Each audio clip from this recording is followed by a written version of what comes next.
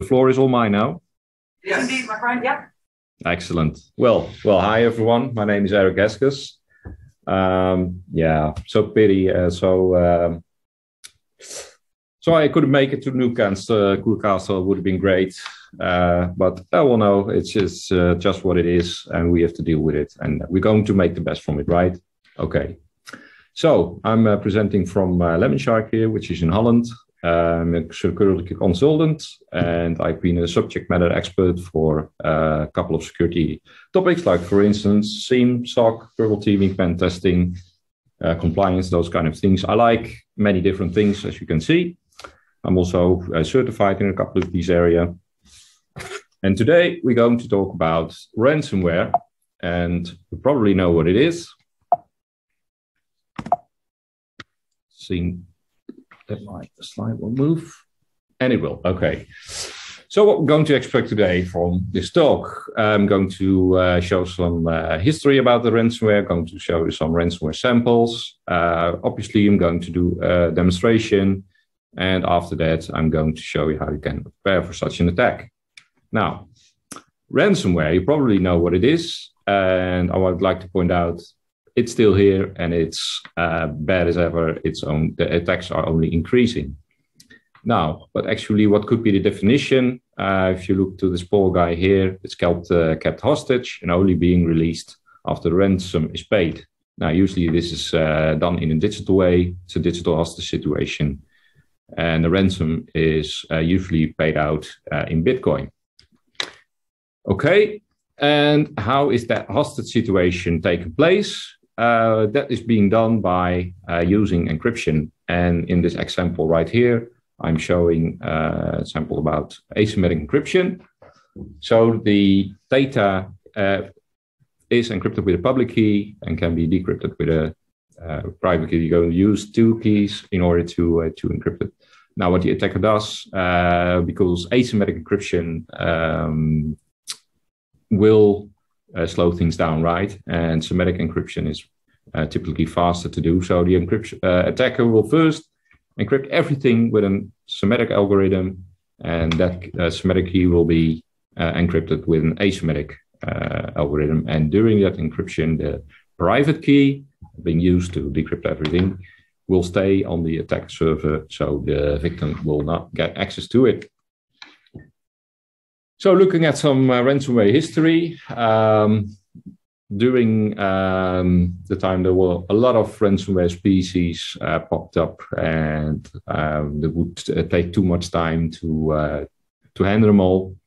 But before there was the ransomware, as we all know it now, with a ransomware node, with a message in order to pay with bitcoins, and all the going to a Tor site and do the negotiation and stuff. But before that, there was a different kind of ransomware. It was invented by Joseph Pop.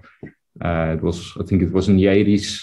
He built his own software, and in order to make use of his software, the computer actually installed the software, it rebooted afterwards, and then the software was locked, and you need to, when you want to release it, you need to pay the guy with money you put in envelopes and to Panama. Well, that was the first type of ransomware ever. The guy got arrested eventually, and encryption was broken. And there was also the non-digital ransomware varieties. As we know, the screen locker.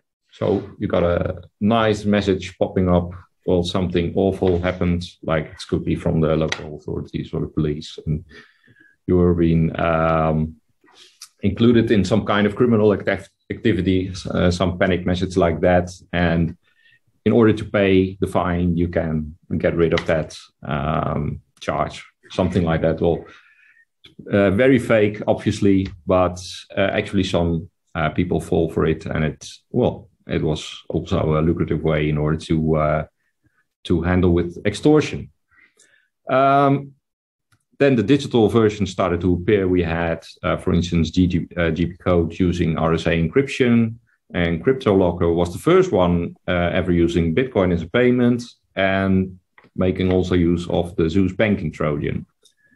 And after that, the more advanced type ransomware also started to appear, making use also lateral movement by SMB exploitation, the things that you have seen probably with Petya, not Petya, or WannaCry, and even more advanced type 2 attacks. That means that also making use of exfiltration of sensitive software, of sensitive information, and destroying backups.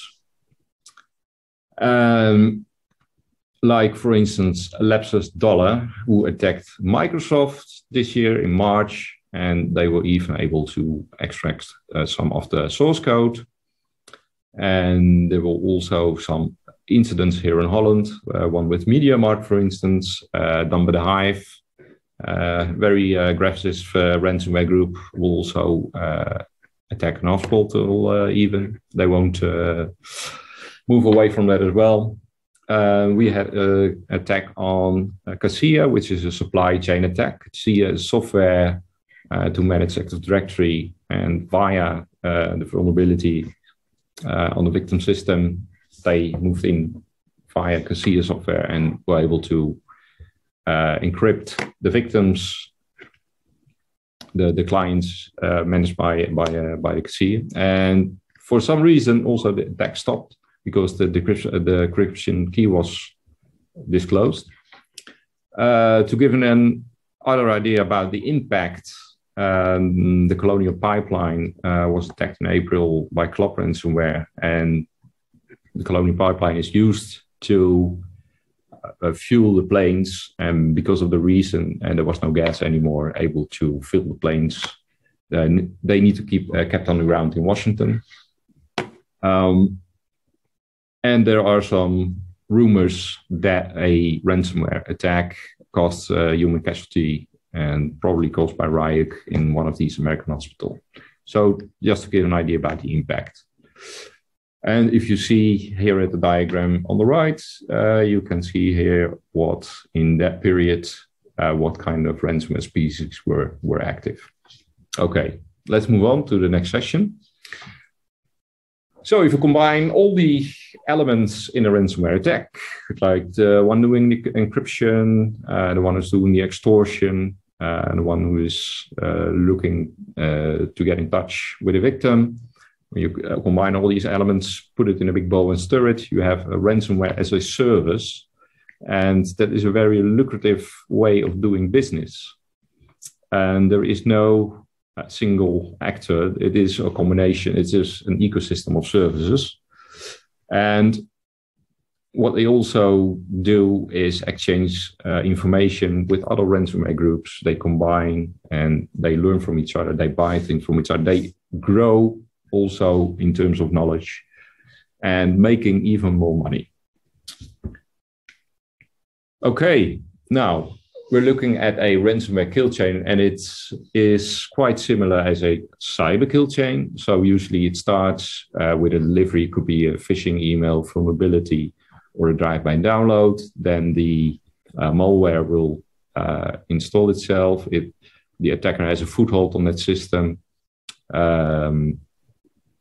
The data will be encrypted, and eventually the ransomware node is left behind with instructions to pay. Now, if this happens on a single workstation, server, or network, that storage device, we call that an attack type 1. Next to that, the attacker is also capable of moving to other targets, the lateral movement, doing exfiltration of sensitive information in order to put some extra effort to make the victim pay the ransom, and destroy the backups to prevent the victim from going back to a previous known good state. Now we call this an attack type 2. Okay. So what we're going to do today is we're going to perform one of these ransomware demonstration where we're going to send a victim, we're going to send them a phishing email, in that way providing foothold. We drop the malware, and then when we have foothold, we're going to look for other systems on the network. We're going to look for credentials and see if there is a way for us to move lateral to a domain controller, and then encrypt the domain controller to infect it with ransomware. So I would rather relax and watch the show, as we're going to start the demonstration by sending the phishing email, execute the payload, and establish foothold. So first we're going to send the phishing email, and done in a simple script.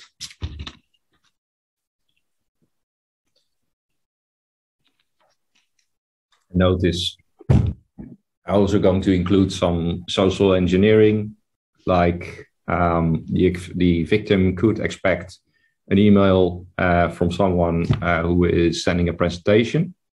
So in that way, doing some extra knowledge in order to entice that victim to click on that link. So now the email has entered the mailbox, and the victim is going to click on the attachment.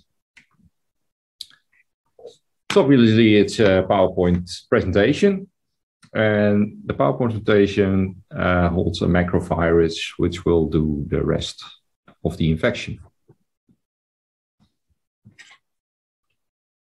So the victim will open the PowerPoint presentation, it's from a trusted sender, so he's going to enable the content, very smart thing to do. And now the macrovirus, the payload has started, and in the background already a listener was started, and now the attacker has a foothold on that system, on the victim. So I'm not using any obfuscation or anything like that here to make this as transparent as possible. We can really see what's happening. Okay, well, in the previous example, macrovirus was being used. Doesn't need to be per se. You can also, there was also a vulnerability lately with the Microsoft diagnostic tools, the Folina attack. And there's also a way to provide foothold, to make use of a 0-day vulnerability. And if it's not patched already, then there's a risk an attacker could take advantage of that. Okay, this was just as an extra example. You're going to move to the next example.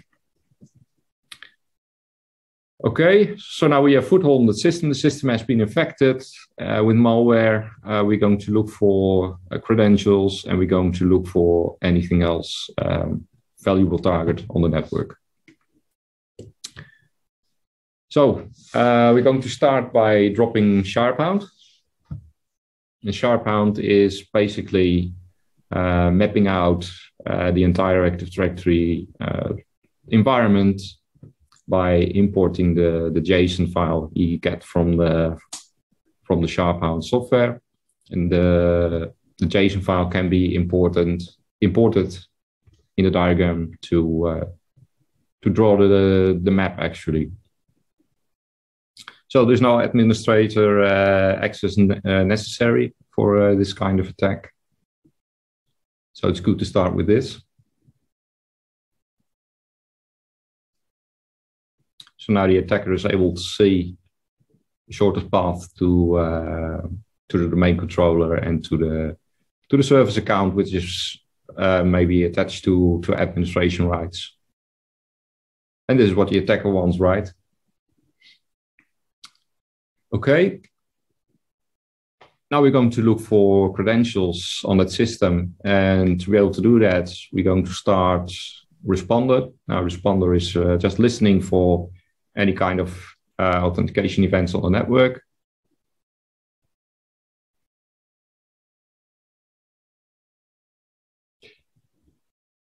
And the victim, well, it could just browse for a network share. It doesn't need to be the network share is present. So even when the victim is going to make a typo, the event is being captured, being seen in authentication. As you can see here, there is a hash file intercepted, and the hash file has been cracked, and we have to use password. Mee bezig. Een mogelijkheid die ik zie is... I'm going to shut this thing down. Okay, so now we have a user account. We're going to look for maybe some credentials with a higher privilege account. And there is a feature on a workstation. You can, for instance, enable auto log on. It's a very handy feature, but also if you type in the password without encryption, it can be read directly from the registry. So in this example here, well, we actually got a auto log on feature enabled, and therefore we got local admin password. Doesn't happen very often, I must admit, but there are some cases when this happens. Okay, so next phase, we're going to look into lateral movement. We want to do some elevation and create a ticket, which we can use, a golden ticket we can use to make a remote connection to the domain controller and eventually drop the malware and infect it with ransomware. So first we need to elevate our shell. We have still user access in our existing Metasploit shells, and we want to upgrade it to an admin shell.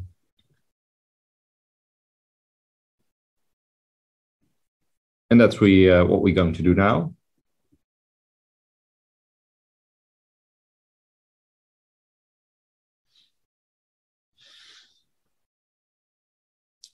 Okay, so now we've got an administration shell, and basically now we can do anything we want here. Next, we need a golden ticket to log on to the domain controller. Now we already have found some credentials, so we can use those to dump even more hashes and make combinations with the hashes and tickets.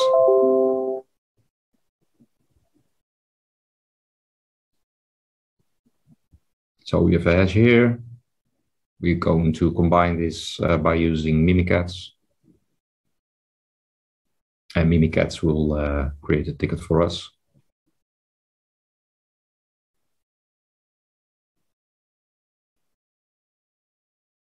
And that's basically how that goes.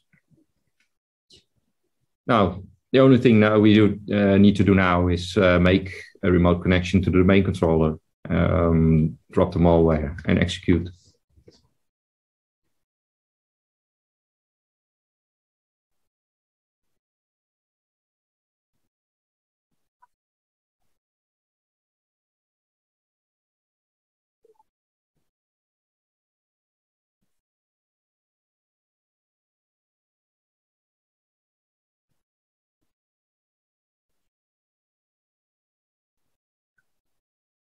Now we can execute it directly from here.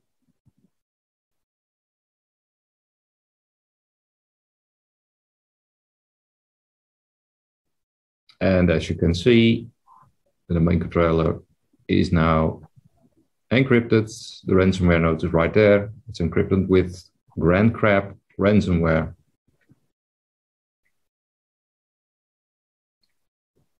All right. Now we've got a ransomware incident. What are we going to do now? Well, basically, when you have an incident like this, you want to have as much as information you are able to get your hands on to start an investigation, to be able to react in time in order to mitigate the rest of the attack. Okay, so how are we going to get the information? Well, in a traditional scene, as you can see here, we gather all the log files from all the perimeter devices. So for instance, the firewall, the proxy server are all sending their logs to one logging server, and that logging server is aggregating all that information, and you can configure that with correlation rules, so you can alert on the information happening in that log files. And we're going to look through the logs for any evidence of ransomware, also well known as threat hunting. So it's usually a lot of work to configure all these correlation rules. And in the end, you're going to look like this. Okay, then. For the first type of evidence of ransomware, I want to look for the ransomware nodes. You can do a simple search on these log files and look for decrypt.txt and see we have found a couple of these, and it could be interesting for our the rest of our investigation. So next, other kinds of indicators of attack could be that the event log has been cleared. Obviously, very good information to look for. In our example, we used the PowerPoint file. We can also provide that one in the search. And all of the malicious tools an attacker will use, like for instance, Mimikatz, sharphound.exe, those things are also interesting to include in your threat hunting activities. Other indicators of attack, and not mentioned in the slide here, before an attacker will eventually launch the infection, it might be handy if all kinds of defensive mechanisms are being disabled, like for instance, real-time protection.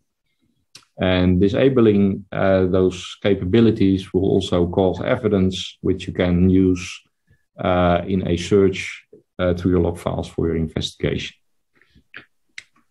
Okay, so what we've been doing so far, we have started a ransomware simulation attack.